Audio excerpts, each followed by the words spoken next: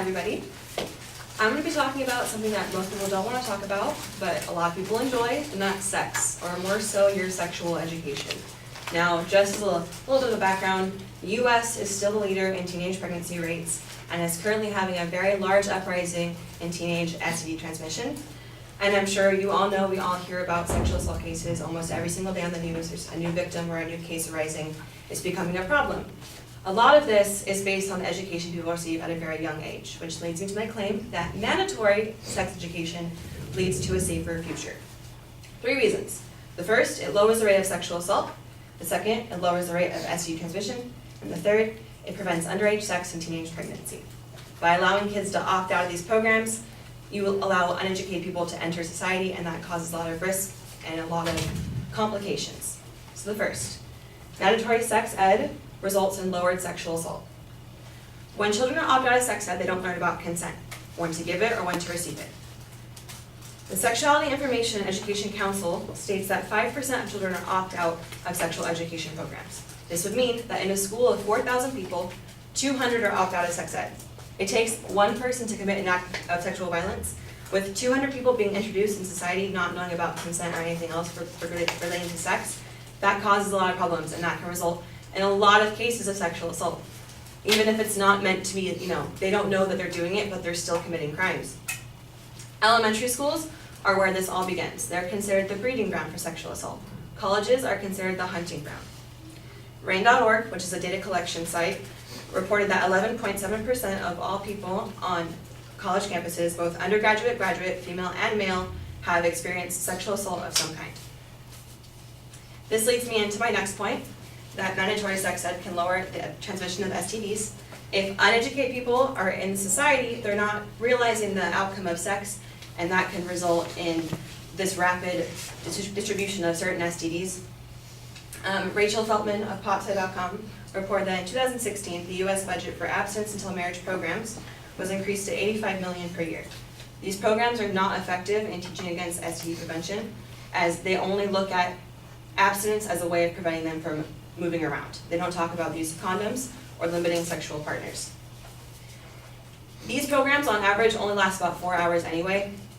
KidsHealth.org, which is a website geared to help parents teach their kids about life lessons, says that you should start their education at age 9 and continue it through their life until you're sure that they're confident in what they've learned. 4 hours is not enough. PopSci.com and the CDC both reported that even then, 87% of these programs allow parents to withdraw their kids, and as stated before, 4 to 5% of adults will. We are at an all-time high of STD rates in the U.S. The CDC reported that chlamydia jumped by 4.7%, gonorrhea went up 18%, and syphilis went up 17.6%. This lack in education also results in lowered condom usage among adults and children, which expands the rapid distribution of STDs. The CDC said that 23.8% of women and 33.4% of men ages 15 through 44 used a condom in the last 12 months. This means that 70% of people have not used a condom in the past 12 months. This leads me into my next point, which is that mandatory sex education can lower the risk of teenage pregnancy. Guttmacher Institute reported that 71% of the U.S. population has had sex before age 19. This would mean that there are plenty of people who are not educated who are having sex close and a little bit below the legal age. In the U.S., 615,000 people, women, become pregnant before they turn 20. And the National Survey of Family Growth determined that kids 15 through 19 who receive full comprehensive sex education are 50% less likely to get pregnant. This would cut that 615,000 in half. I'm going to use Texas as a really big example for this. The Texas Tribune, which is a Texas-based newspaper, stated that Texas is a leader in abstinence-only teaching, that 60% of schools use this abstinence teaching, and then 40% of schools don't teach sex ed at all. In Texas alone, NPR reported that 35,000 women are pregnant before the age of 20. That makes up, that out of the 615,000 US-wide, 35 of that comes from Texas alone. It's mostly because of the fact that they don't encourage sexual education and they consider it to be negative. It's not mandatory. Parents can opt out. So overall, all of these points together lead me back to my claim that mandatory sex ed can result in a much safer future because it lowers the risk of sexual assault, lowers STDs, and prevents teenage pregnancy. Thank you.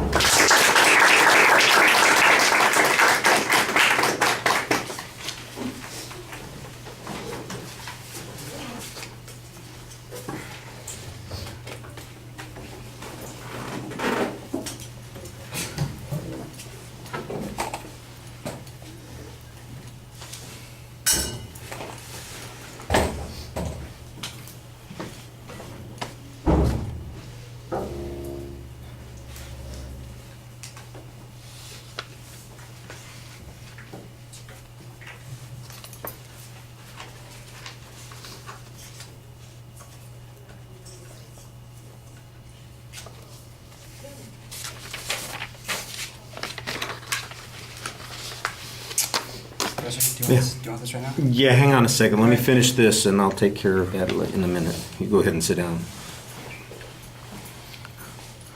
All right, Christina, all the organizational stuff at the beginning of the speech is pretty solid. You give us some statistical information in the introduction to suggest that there is a problem here. I think that's fine. The secondary claims are labeled as declarative statements. That's also okay. I do think that some of the information that you're using to reach your conclusions is useful information, but I do think there's some big assumptions built into the information that are potentially problematic, and it'll be the job of the respondent to be talking about the reasoning issues that are going on here. The conclusion, for instance, that somebody who didn't get